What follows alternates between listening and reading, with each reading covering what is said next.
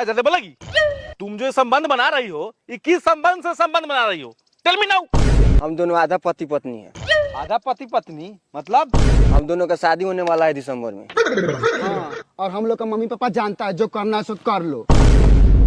चुप हो सरी, हम लोग का मम्मी पापा जानते हैं जो करना कर लो।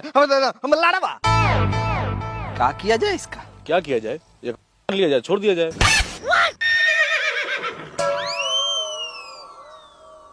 क्या दुबे जी, शर्म नहीं आता है? अरे बाल बच्चा वाला आदमी है, इतना घटिया बात करते हैं। मोहन जी का भी शादी हो गया है, एक हम ही ना कुंवारे हैं। हमारी बात चलाइए ना। बताइए हम गलत बोल रहे हैं? अरे हम तो गलत बोल ही रहे हैं, हम तो सारा गलत बोल रहे हैं। क्या दुबे जी, शर्म नहीं आता है? आइए महाराज।